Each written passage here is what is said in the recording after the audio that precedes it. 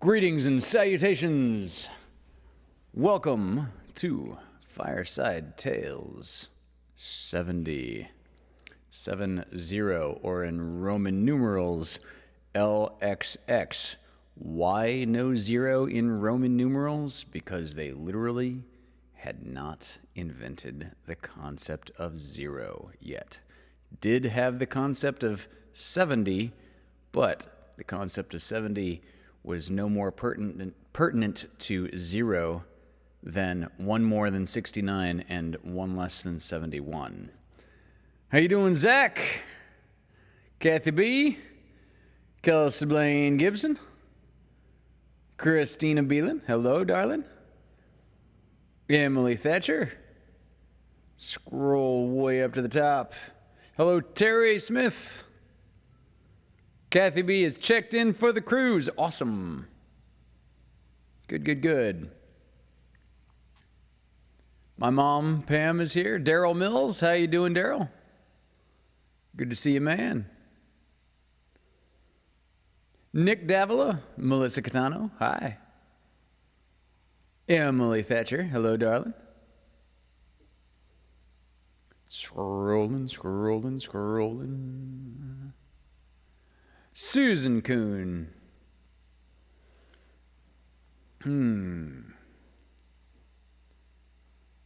All right. Emily and Kelsey will be roommates. How sweet. I didn't know who's... Hey, Paul Carganilla. Yo.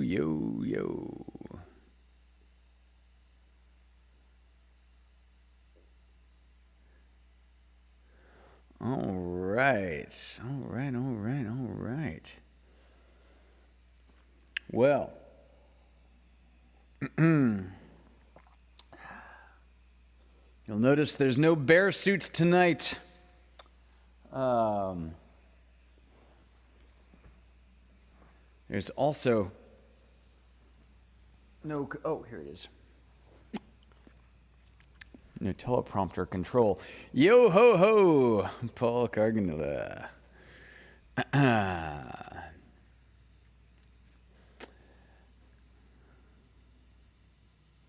All right, so tonight is going to be a bunch of A.A. Milne spillover. Got 5 poems and 3 wonderful, ridiculous, silly short stories, as well as we're going to have a return to Ask Hunter Anything. I got a little stack of questions here, and we're just going to go through as many of the stack of questions as makes sense.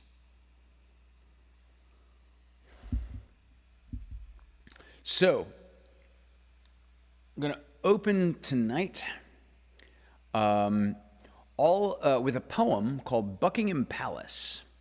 Now, all 5 of the poems that I'm going to read to you by A.A. Milne tonight were from a collection published in 1924 called When We Were Very Young.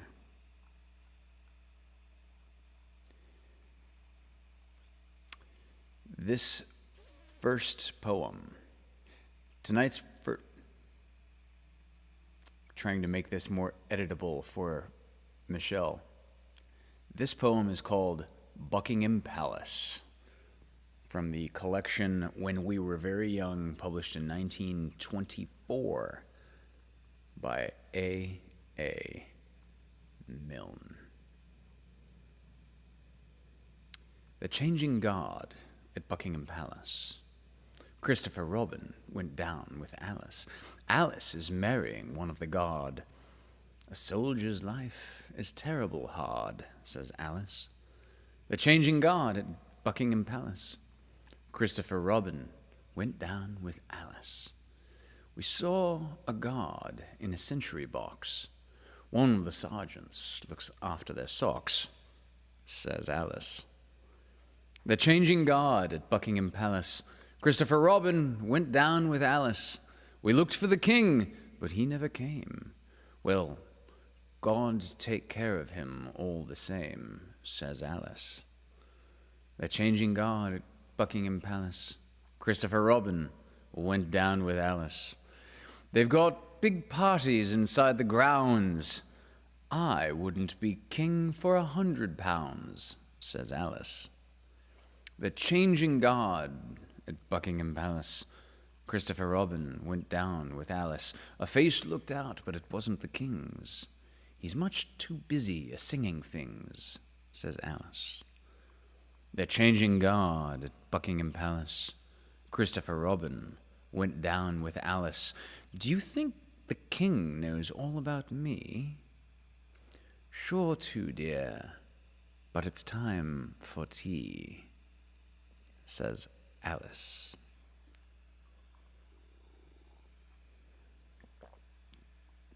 It's a crazy thought. What do y'all think? Put down in the chat, what are your thoughts of Alice of Wonderland fame and Christopher Robin knowing each other? What kind of adventure buddies would those two make?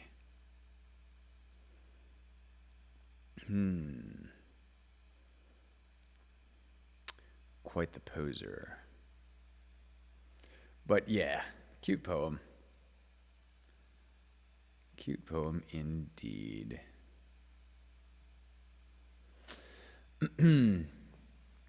All right, so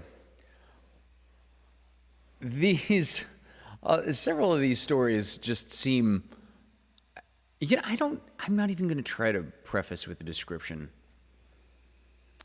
Scratch that. We're just going to run with it.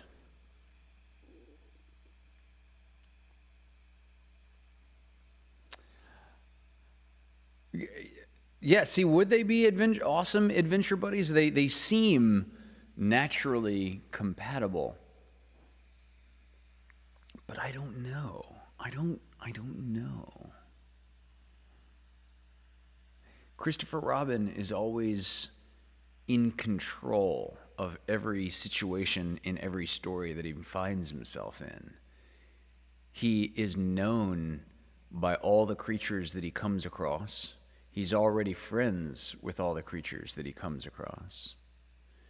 He's got like all the power and all the influence. He's the learned one who can write, albeit rather shakily and poorly. He can read. All the creatures are always happy to see him in every situation and in every plot. He is some form of solution or resolution, or even when they're just looking for the North Pole, he is the arbitrator of when they have found their goal. Alice, by total contrast, I don't think anybody is ever happy to see Alice at any point, are they? I mean, they're always like ignoring her or blowing her off or outwardly frightened of her or threatening and chasing to execute her. Yes, Christy is of course right. Alice was a bit older in her story than Christopher Robin is in his stories. But, Christopher Robin is going to grow out of that. I don't know that this in control of the land that they find themselves in, I don't know if that is something one grows into or out of. This is a fascinating thought. This has honestly never occurred to me until this conversation. Hello, Malika. Yeah, indeed. Everyone is kind of a duck to Alice. Yeah.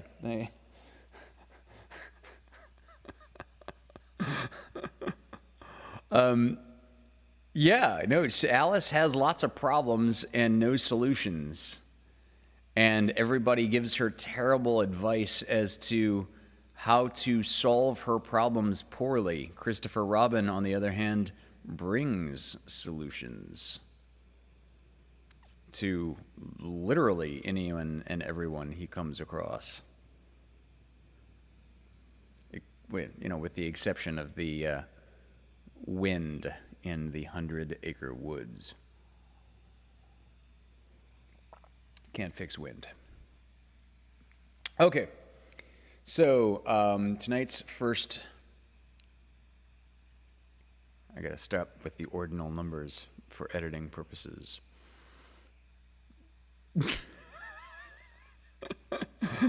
Yes, Christina, indeed. I'm just glad you're not actually yelling it so that's audible in the microphone. Let's go ask Alice, indeed, Mom.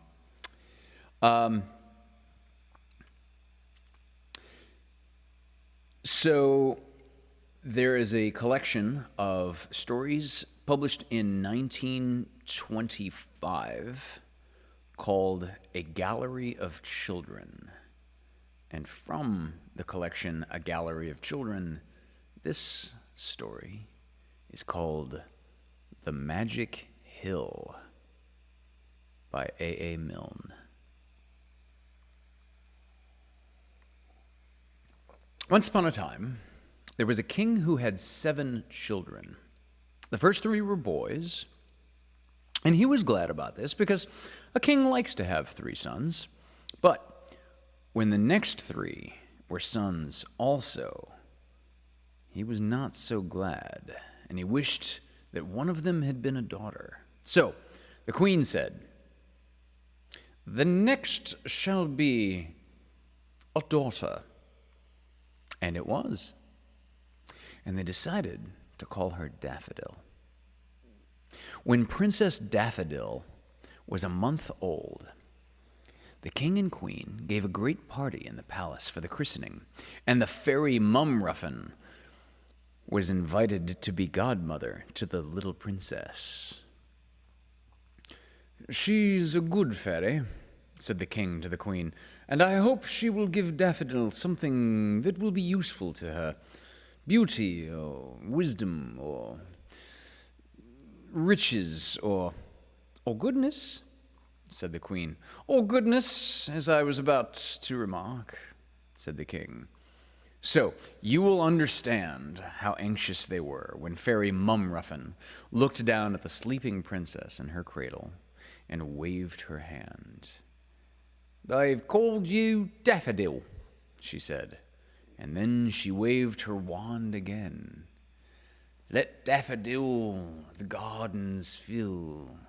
Wherever you go, flowers shall grow."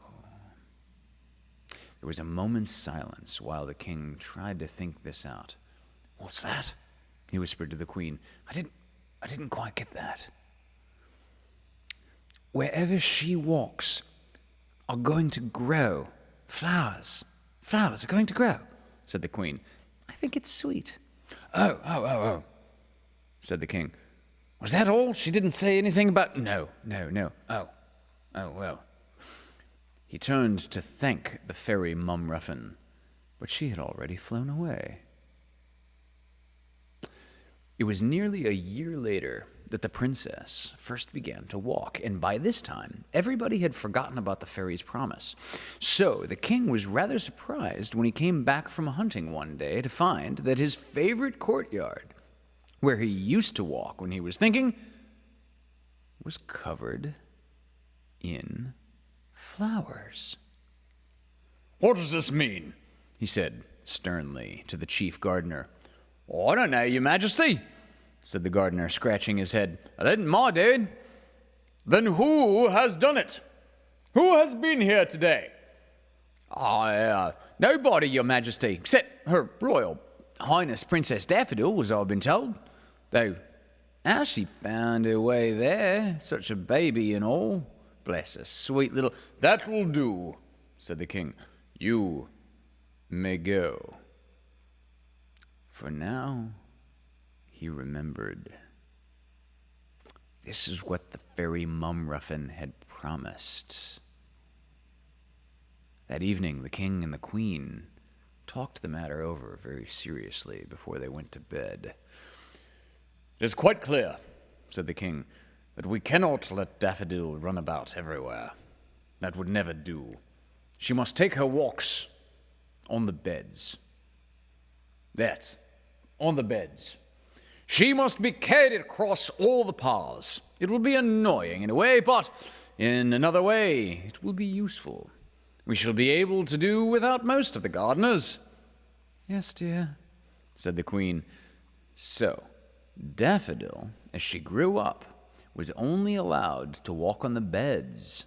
And all the other children were very jealous of her because they were only allowed to walk on the paths. And they thought what fun it would be if only they were allowed to run about on the beds just once. But Daffodil thought what fun it would be if she could run about the paths like other boys and girls. One day, when she was about 5 years old, a court doctor came to see her.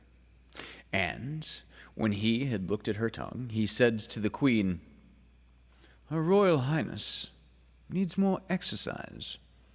She must run about more. She must climb hills and roll down them. She must hop and skip and jump. In short, Your Majesty, although she is a princess, she must do what other little girls do."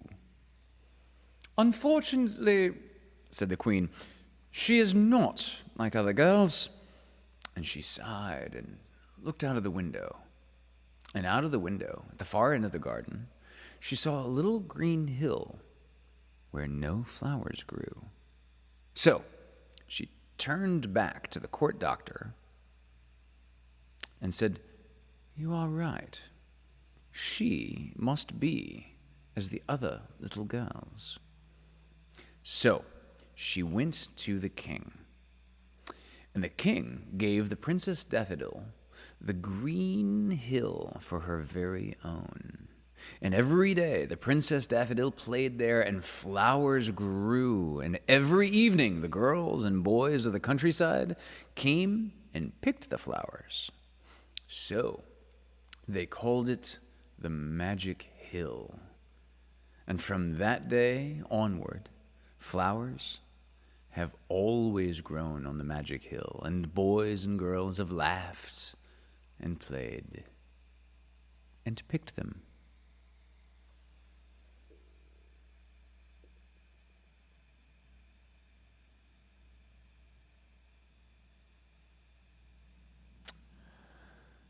So, little housekeeping reminder for everyone within the sound of my voice. Next week, 1 week from tonight, there will be no Fireside Tales. Instead, there will be there's going to be a promotion on Vaudacity to benefit the Walk for Hope Suicide Prevention Foundation. And I'm going to be over there for most, if not all of the night, instead of drawing folks away from that good cause by having a show, the regular scheduled show, opposite. So there will be no Fireside Tales 1 week from tonight. We will continue Fireside Tales 2 weeks from tonight in the regular scheduled time. Hello, Amanda Benjamin. Lovely to see you. And Amanda had her 50th show this last week. 5 days ago? Cheers, darling.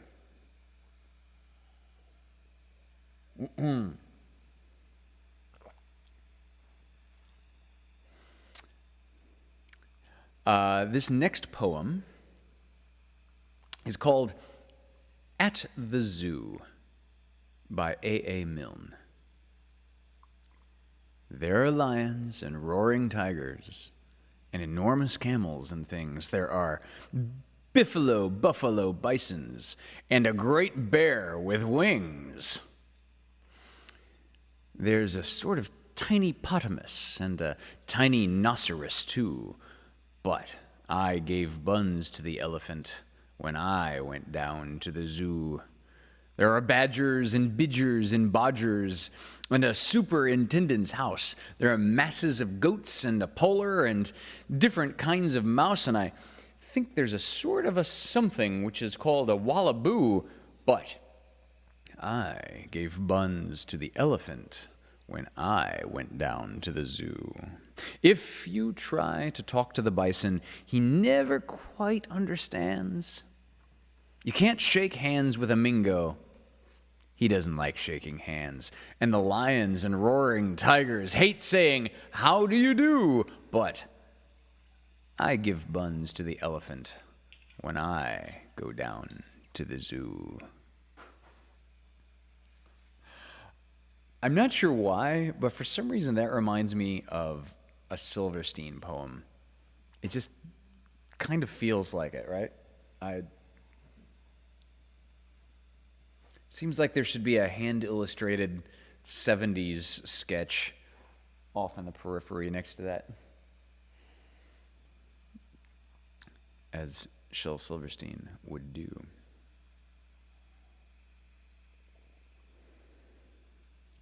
Reminds you of Dr. Seuss? Why, Christy Davila? Why does that?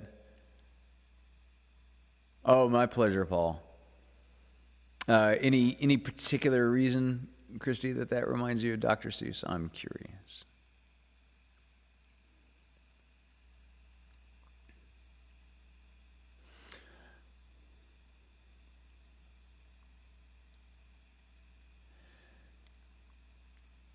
This poem is called Happiness by A. Milne. John had great big waterproof boots on. John had a great big waterproof hat. John had a great big waterproof Macintosh. And that, said John, is that.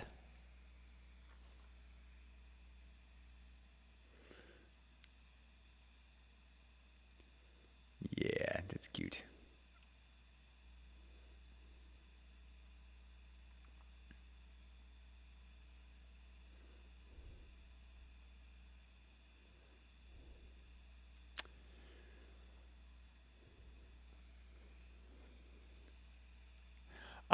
Okay. Yes, Christy, I understand. I was picturing his drawings of silly animals. That sounds about right. All right, this next story, also from the book A Gallery of Children, published in 1925 by A. Milne. This is called Barbara's Birthday. They are being photographed.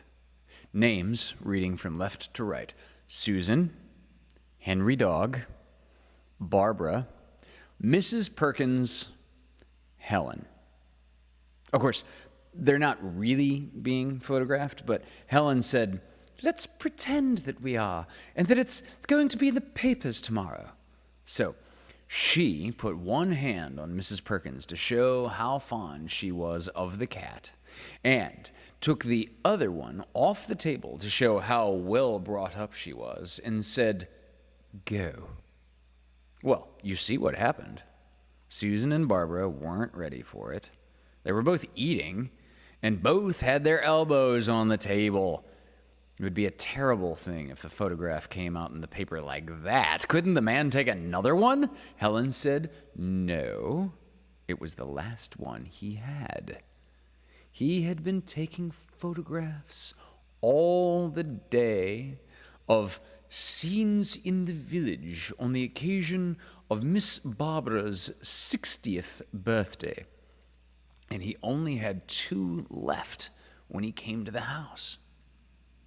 One was a corner of the stables taken from the north side of the lake, and the other was Miss Barbara entertains a few friends to tea, reading from left to right.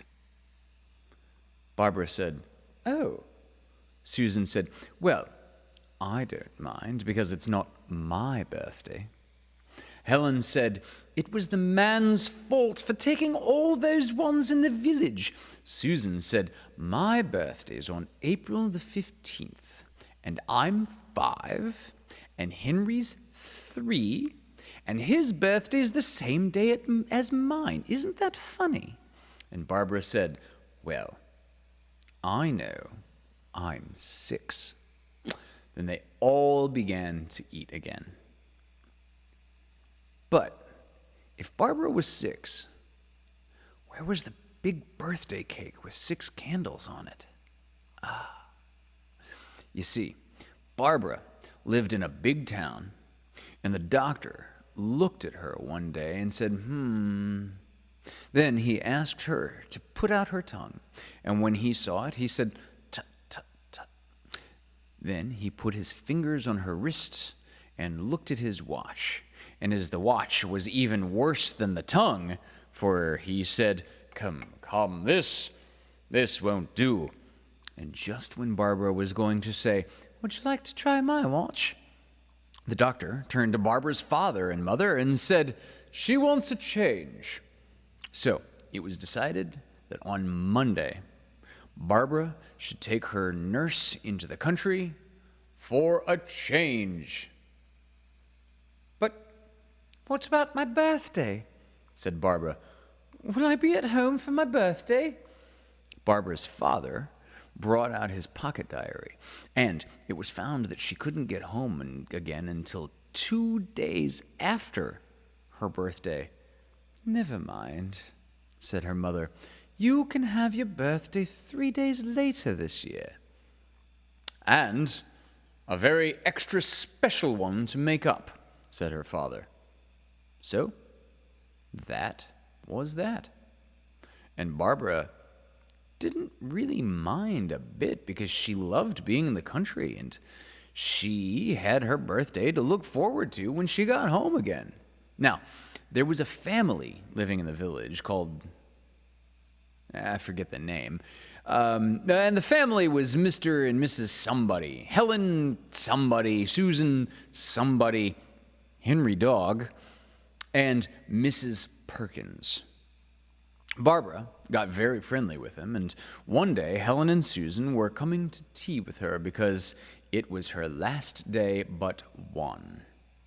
I wish you could stay to April the 15th, said Susan, because it's my birthday, and I'm 5, and Henry's 3.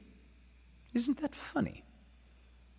I'm 6 as soon as I get back, said Barbara. I would have been 6 today if I had been well. Do you mean it's your birthday?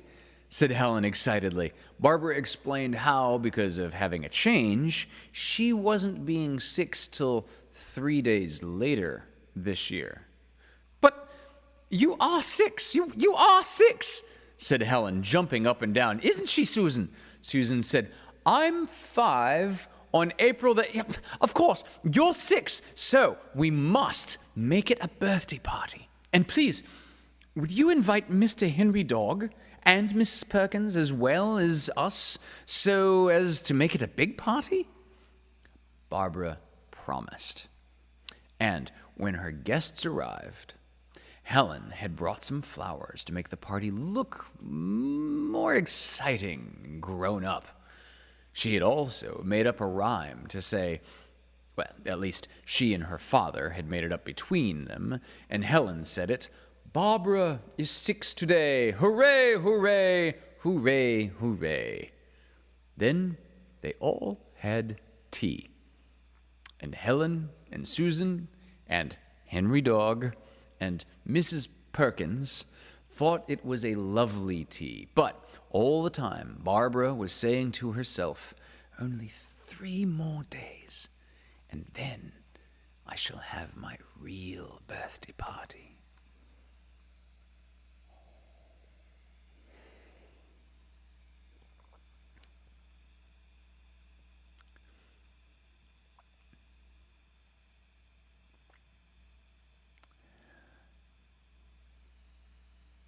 Oh, okay, so I am, all Mingo, short for flamingo. There were lots of shortened animals in that previous poem. Let's see. Kelsey Blaine Gibson Said, love this story. Anyone else keeping up with Big Bear Eagles, Jackie and Shadow? I have updates. It is now day 40 of Eggs Watch. Day 1, or chick as well. Egg 2 hasn't hatched yet. Okay. I normally do actually watch the live cam and keep up with news of Jackie and Shadow. I have not since we discussed it on this show last week. So thank you for the update.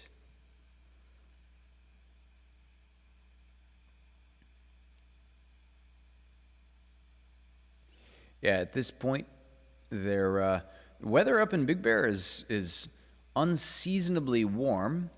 They live right over the west edge of the lake, so it's not like they are in any kind of drought trouble, for like they're not going to die of thirst or anything anything like that. The unhatched egg, as well as the new hatched chick. Well, biggest thing I think I intimated last week, biggest thing that they probably have to worry about are ravens.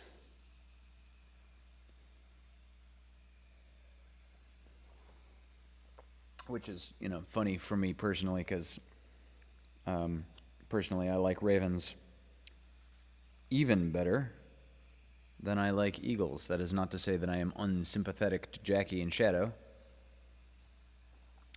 given that I follow the news. It's just kind of hard for me to go, oh, I hope the evil ravens don't come, because, if I could get to know them all as beings, I would probably have more to say with the ravens.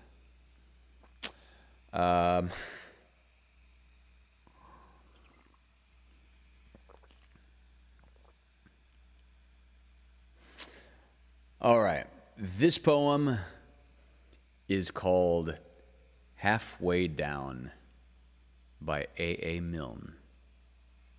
Halfway down the stairs is a stair where I sit. There isn't any other stair quite like it. I'm not at the bottom, I'm not at the top. So, this is the stair where I always stop. Halfway up the stairs isn't up, and it isn't down. It isn't in the nursery, it isn't in the town, and all sorts of funny thoughts run round my head. It isn't really anywhere. It's somewhere else instead.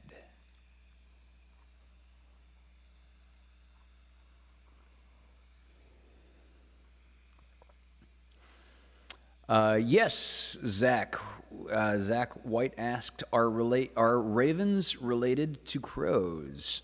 The simple answer is yes. They are all in the family corvids, and along with jackdaws, mynah birds, blue jays. Blue jays are corvids as well. Any kind of jay, actually, there's a multitude of species of jay. Did I say jackdaws? There's another one I'm missing. There's another black one. It'll come to me later, I'm sure.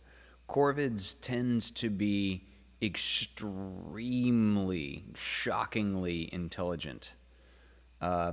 Every way that you ever heard Velociraptor's intelligence described in Jurassic Park is probably applicable to virtually any corvid.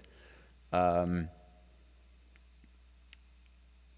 was paying attention to a crow yesterday as I was crossing a street in my neighborhood here in Playa del Rey, because crows are tool users. So crows will land on a street in front of a car and wait till the car drives past, fly out of the way, and fly back and land on the street again right behind where that car was. Specifically, what they're doing frequently is they will put nuts or, say, hard-shelled snails or things they're trying to eat that they can't open themselves. They will put these hard things in the paths of oncoming cars, and then when traffic is cleared out, they'll go down and pick out whatever. So they're actually using human-driven cars as tools in their environment. So, if you ever see crows in the road, don't speed up. Casually drive toward them. See if they fly away, and if they come back to the spot after you pass. You might have been doing them the favor that they were looking for. Yeah, rook. Thank you, David. That's actually not the one I was thinking of, but yeah, rooks. Jackdaws. Magpies. Thank you, Meg Sampson. You are absolutely right. Magpies are the other one. That was exactly the one I was forgetting. Thank you. That is exactly right. Yeah, I am an armchair ornithologist.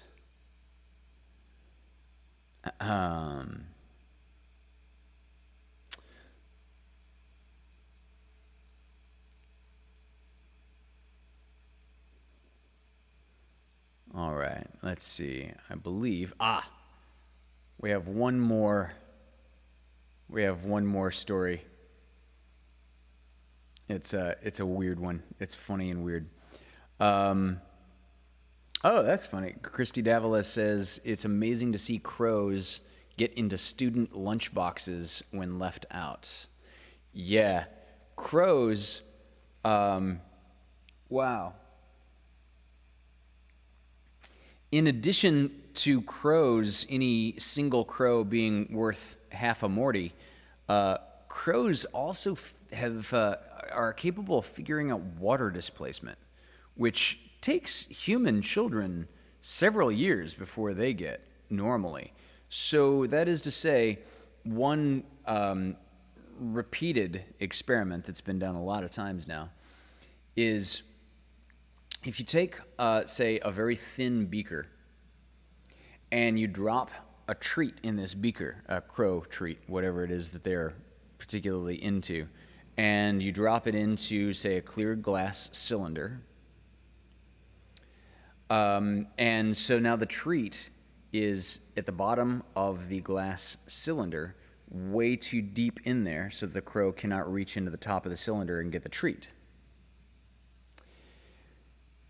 If you give them the means to fill that cylinder with water, however you cleverly set up this experiment, they will do that and float the little object to the top of the cylinder, and so they will actually use water as a tool.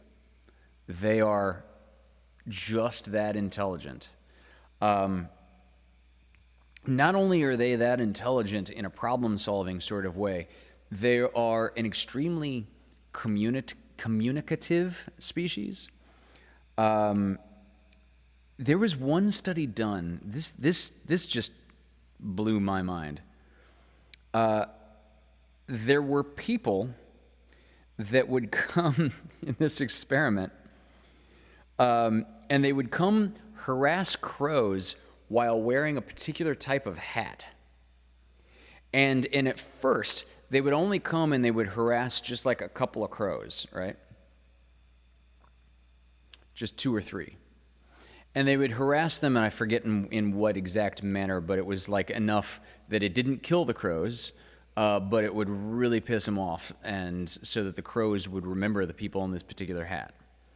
So a year later, people would come back in those same hats, and crows would come and harass them, but it was more than the 2 or 3 that had originally been harassed.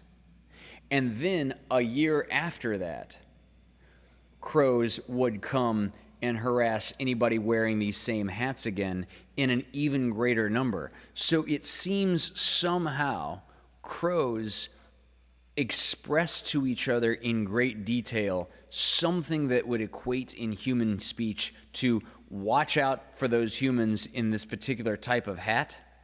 And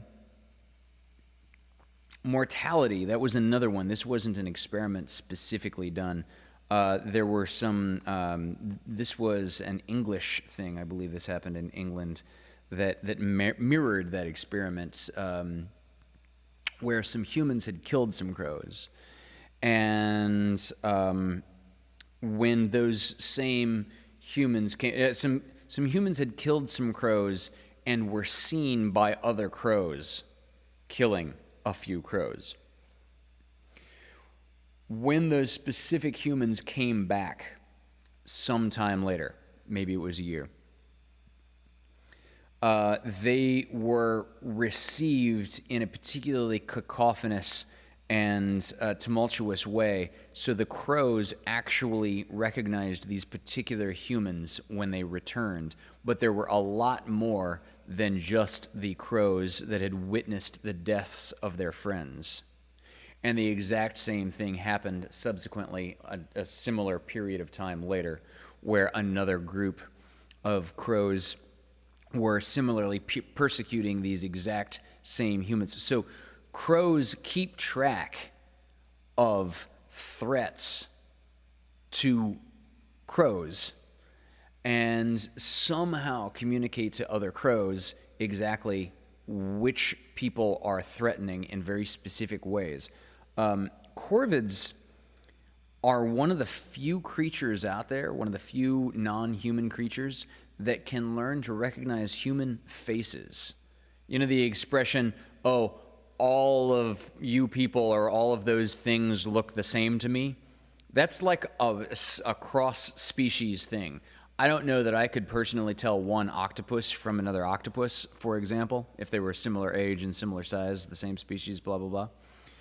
I'm not even sure that I can tell individual crows apart from each other.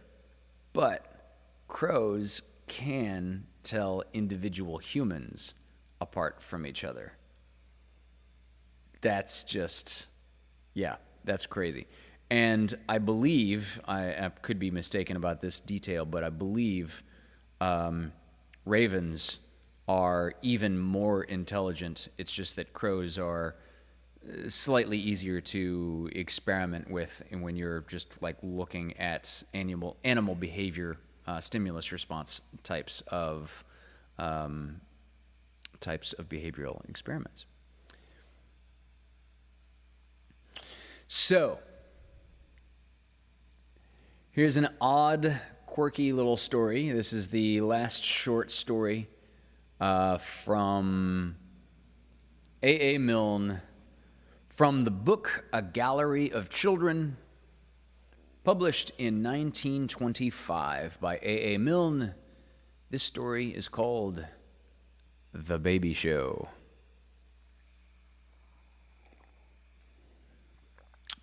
Mr. Theophilus Banks was a very important man. His friends called him Theo. I forget what he did exactly, but it was very important. And if he didn't do it, then where should we all be? I don't know. Everything depended on Mr. Banks. He had 3 children. The first was a girl, and she was called Jessica Banks, after her mother. The next was a boy, and he was called Theophilus Banks, after his father, Theophilus Banks. Some people thought it would be rather confusing having 2 Theophiluses Bankses in the family, but Mr. Banks thought not. He said that for many years the child would be Master Banks, and if they liked, they could call him Phil for short, and that by the time he was old enough to be Mr. Banks, his father would be Judge Banks, or Professor Banks, or Colonel Banks, or President Banks. He hadn't decided yet. So, the baby was called Phil for short. And then, later on, there was a third child. And as Mr. Banks couldn't very well call him Theophilus too, he decided to keep as much of the name in the family as was possible. So, the baby was called Theodore, or Toddy for short. Mr. Banks played golf. He was a very active man, and he played more golf in an afternoon than anybody else at his club. Sometimes the friends he was playing with would stop for tea after hitting the ball only 75 times, but Mr. Banks would never stop until he had hit it 120 times. He was that sort of man. You would have thought that they would have given him a prize for being so active, but they didn't. They always gave it to the others. Almost everybody in the club was given a little silver cup except Mr. Banks. He used to feel very unhappy about it. Whenever he and Mrs. Banks went out to dinner with their friends, they would always see a silver cup on the table, and Mr. Binks, if that was the name of the friend, would explain to Mr. Banks how he had won the cup last Saturday, and Mrs. Binks would explain to Mrs. Banks how her husband had won it. And Mr. and Mrs. Banks would go home feeling very disheartened about it all. One day, Mrs. Banks read in the paper that there was going to be a baby show in town. She told Jessica, and Jessica said at once, "Oh, let's put Toddy in. What fun!" "Put Toddy in! Put Toddy in!" cried Phil, thinking it was some sort of pond and how funny Toddy would look in it. "Oh, do, let's," said Jessica. "And then, if he won, Father would have a silver cup like the others." Mrs. Banks suddenly remembered that it was Father's birthday next week. He had everything he wanted except a silver cup. How happy he would be if he could win just one in time for his birthday. So, Master Theodore Banks was entertained for the baby show.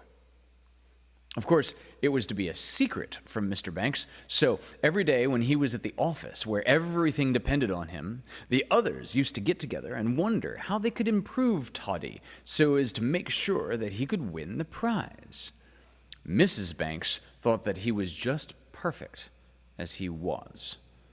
Jessica thought that he would have been a little more perfect if his hair had been a little more curly.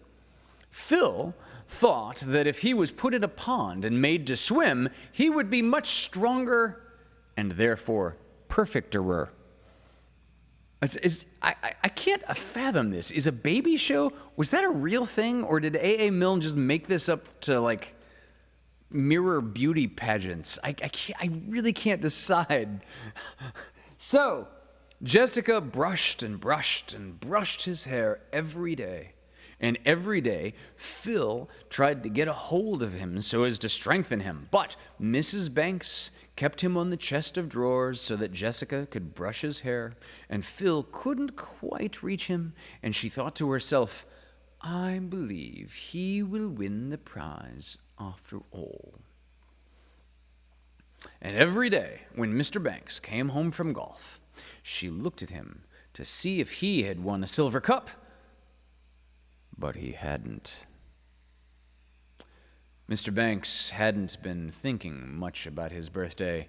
He knew he was 35 or 107 or something, and he knew it was this week, but nobody was more surprised than he when he came down to breakfast on Thursday and found a beautiful parcel on his plate.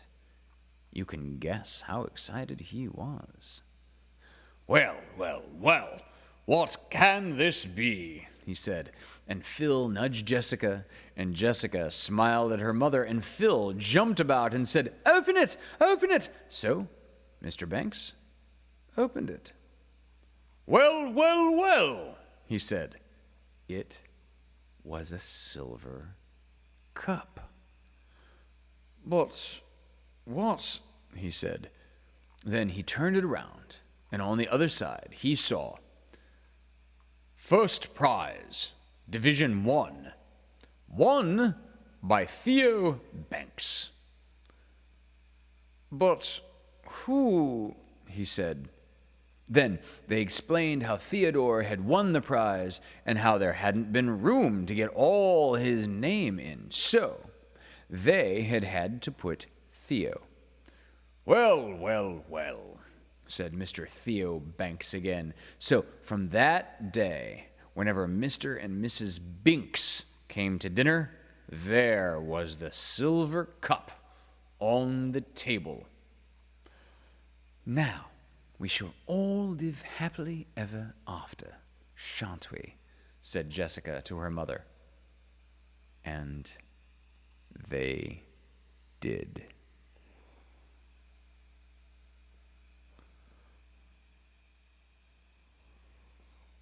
Wow.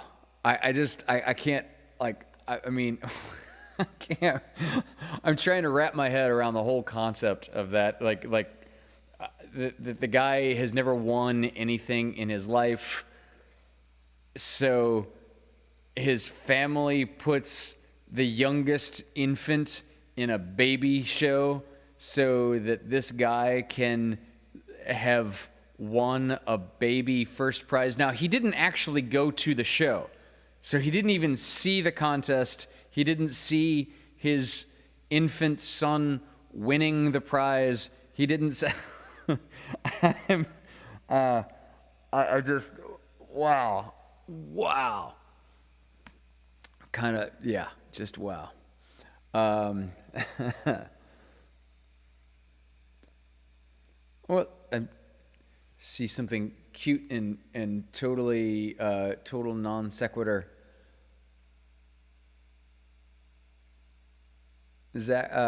Terry Smith says, I taught a squirrel to ring a bell hanging in a tree to get a peanut.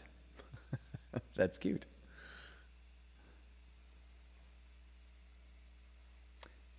So David says, we better hope crows and dolphins don't band together.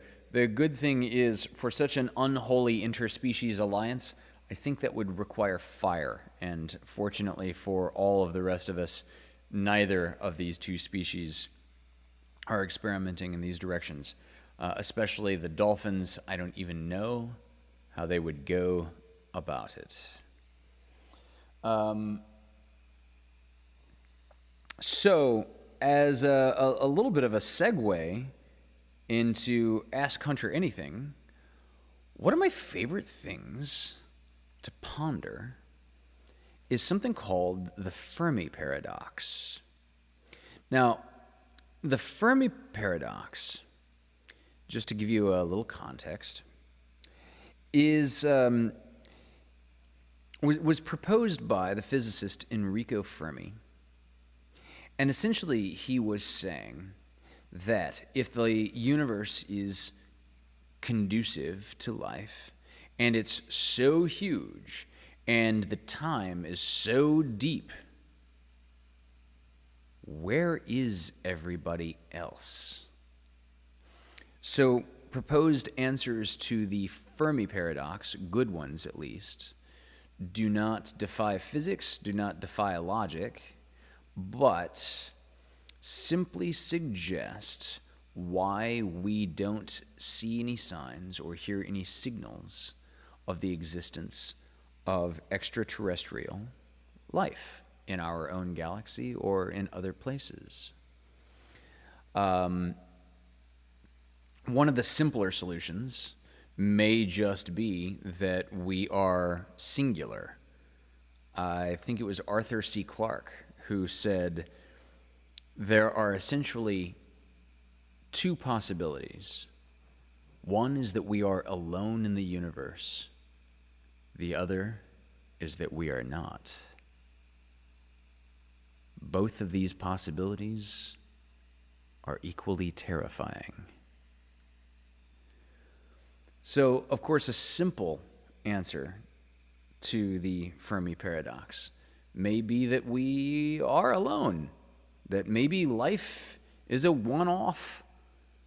Maybe it's so extraordinarily unlikely that in all of the galaxy, we are it, the only game in town.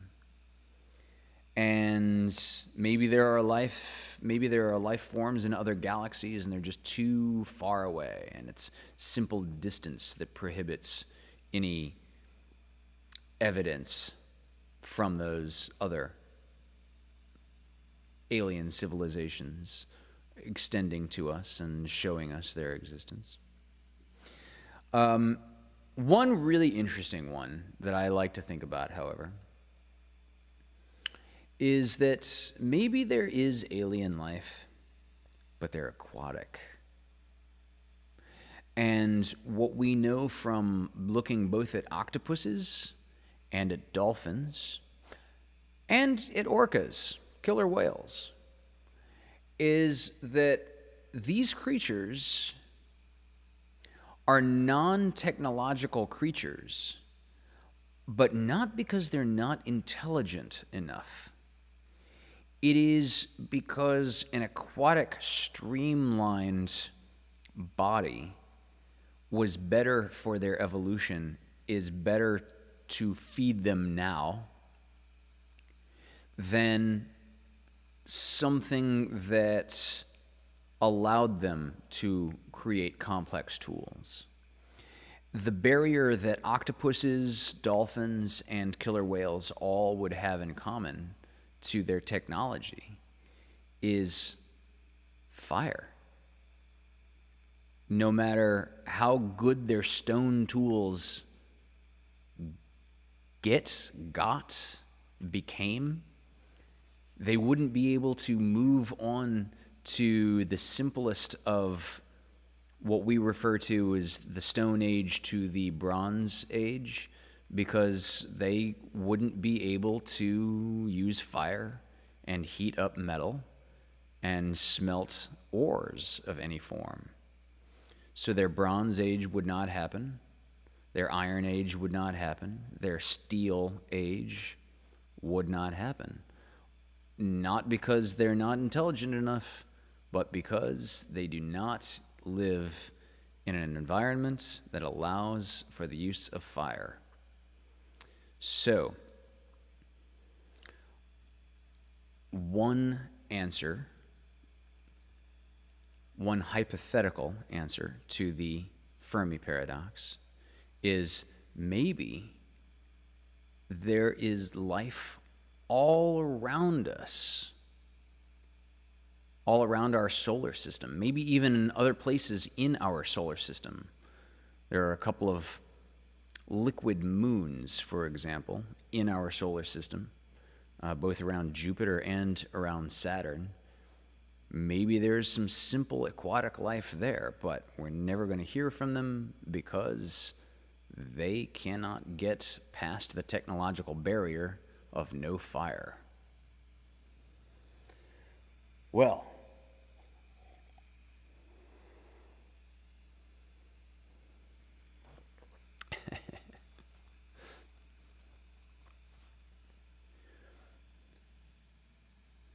scrolling back up to the chat real quick here.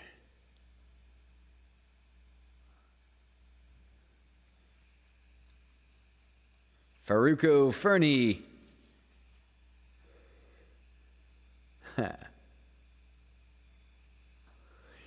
Zach, have you ever seen squirrel obstacle courses? Because that's something that you should look up on YouTube. It's pretty easy to condition a squirrel to like go up a ladder to get to the feeder. Very easy to sub that ladder for a longer ladder, and then to sort of like begin to add increasing obstacles of complexity that squirrels have to get beyond to get to the treat. And they can get extremely complex in the squirrel obstacle courses that the squirrels do learn.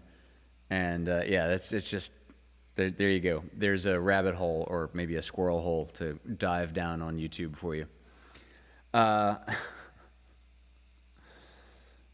Okay. David Benjamin says, I really hope to live to see probes go to Europa and Enceladus, maybe even Ganymede.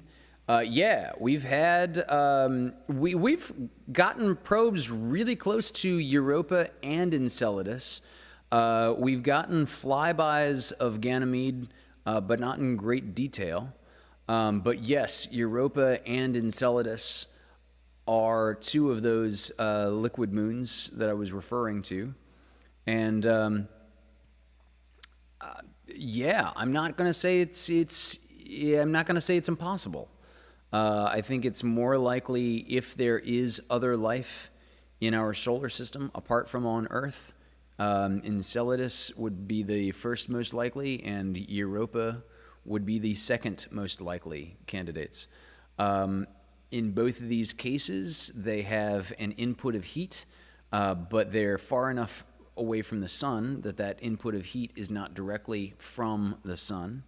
It's more of a geologic function. There's a crust of ice over the liquid, and that crust of ice is constantly being flexed because of tidal forces operating on it, and the flexing of that ice makes a little bit of heat, enough to potentially fuel some very simple, probably bacterial life. Okay, fair enough qualification. David's saying, now qualifying, well, okay, probes that can delve down to the theorized liquid oceans on those moons. Yeah, that would be cool. I would love to see submarine probes. Oh my God! Neil deGrasse Tyson has he was kidding, but he was saying, yeah, I would love to see to drop a submarine on Europa, drop it down into the depths, and see what just comes up and licks the glass. I love that expression.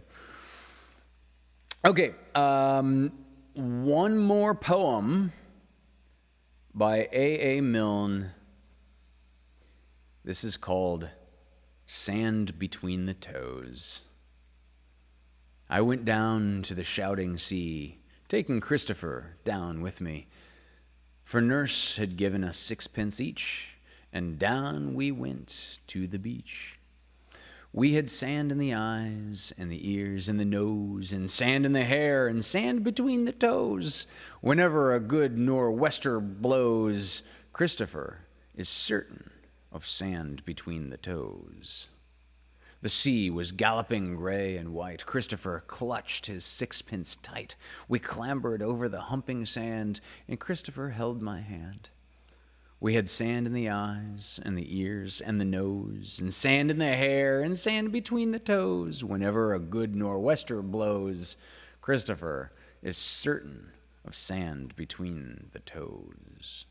There was a roaring in the sky. The seagulls cried as they blew by. We tried to talk, but had to shout. Nobody else was out. When we got home, we had sand in the hair, in the eyes, in the ears, and everywhere. Wherever a good nor'wester blows, Christopher is found with sand between the toes.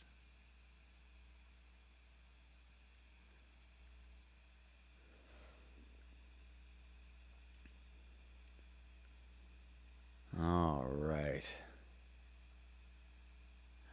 I'm going to do one more question before we cut it off for tonight. Reminder, there's going to be no Fireside Tales 1 week from tonight. I'll be joining the Walk with Hope telethon, suicide prevention program over on the Vaudacity network.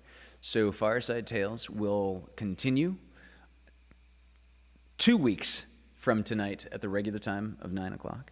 As always, if you're feeling good and generous, please drop something in the virtual tip jar right here. And this last question came from Justin in the Pasadena area. Justin asked a very simple question. Do you think it's important to go to Mars, to colonize it? So I'm going to answer that. Like the short answer is yes.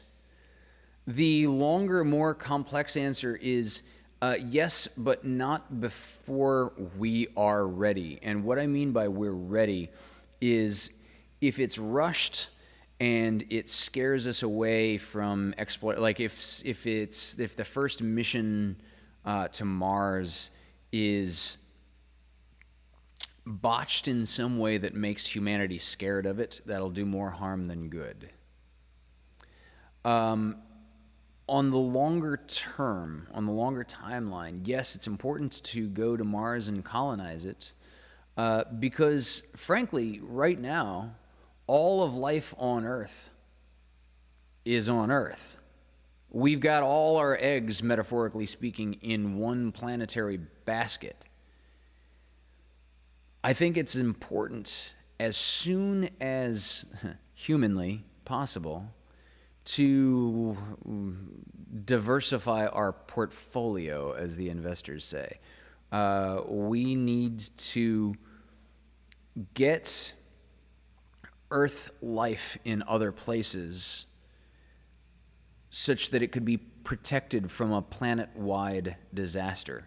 For example, the one that wiped out the dinosaurs 67 million years ago, as example. Mars would be a natural next spot to go. The moon, of course, would be a natural spot to go. The moon would be a great place to use as sort of an in-between space station, as it were, because you're already out of the hardest part of the gravity well of Earth. And yeah, so that's what it really comes down to. Now, I'll qualify the other part of what I was saying about not before we're ready. So I think the production of nuclear power got a bad rap very early because as far as the evolution of the technology was concerned, we were still in the Model T Ford era of nuclear power plants when we had nuclear meltdowns. Chernobyl, for example. Fukushima, we're a little farther along by the time the tsunami happened that messed up Fukushima. Fukushima was also slightly different because Fukushima would have been fine if it wasn't for an earthquake, for a tsunami. You know, it's more like nature sabotaged Fukushima, but still plenty of bad stuff happened around Fukushima. So I think nuclear power is an absolute necessity for human advancement because as we get bigger, as we get more complex, we just simply need more energy, and fossil fuels are, by definition, limited in how much energy they can give us. Nuclear has some problems. Nuclear waste, obviously, being one of them. But the prohibitive nature of nuclear waste being one of those limitations is just further example of, like, my metaphor of the Model T Ford. This was a vehicle that you had to get out in front of and hand crank. This is the cartoonish auga kind of car, right? You can't compare a 1950s muscle car to the original Model T Ford in the same way that you can't compare a 1950s muscle car to a modern day Tesla. And all of the problems that we've had with nuclear power have originated from Model T Ford era nuclear plants. And it's made people flinchy, understandably flinchy, about nuclear power. Unfortunately, it has made humanity flinchy to the degree that we're kind of slow in progressing it. No, we need to be fast in progressing the safety of nuclear energy. And I think that's a perfect parallel to going to Mars and colonizing it. We need to do it, but we need to do it right. And we need to do it in a way that does not scare future generations away from pursuing that further and calling Mars the next home of humanity.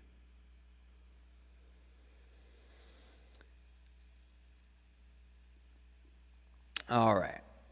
And I take a quick glance through.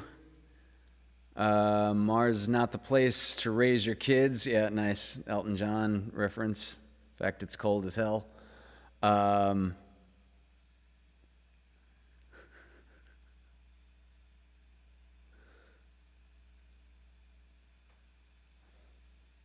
Thank you, Zachary.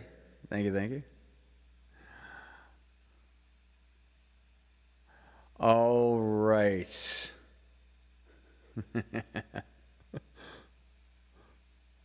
Sometimes probes get close to Uranus. Yep, definitely time to cut that off there. Okay, interesting point, Zachary. Actually, you can compare a classic car to a modern car. While the engines are better now, the body styles and craftsmanship of the old cars, in my opinion, were better. Yeah, see, in the old cars, we're just gonna, like, I'm not a car guy. I'm not any kind of automobile aficionado or historian. But cars in the 50s, 60s, and 70s were definitely built by a different principle. They were built with the sort of steel tank mentality of, we want this thing to survive a collision because of its toughness. Nowadays, we have more of an impact absorption approach in the engineering of car bodies. We want cars to crumple like an empty aluminum can, and absorb as much impact as possible. So it's just kind of a different direction in engineering. We also want them to be cheaper. We also want them to be lighter. These are all things that we're now currently designing for that we were not designing for in the 50s, 60s, and 70s. But I agree with you in terms of just like the body styles of cars a few decades ago. They were a lot cooler looking. All right. Yeah, it's definitely time to cut it off there. Join us tomorrow night on the Vaudacity Network for the Panano Man at 7:30, right? And Amanda on Demanda on Wednesday night at 7:30, also on the Vaudacity Network. And I will return for Lovecast 97 this coming Thursday at 6 o'clock. Isn't it 9 o'clock? Thank you. Great reminder. So the Lovecast this coming Thursday will happen at a different time. The Lovecast will happen this coming Thursday at 9 o'clock. When you see that, don't think it's a typo. Don't think the 6 is upside down. Lovecast 97 will be this Thursday at 9 o'clock. Thank you. And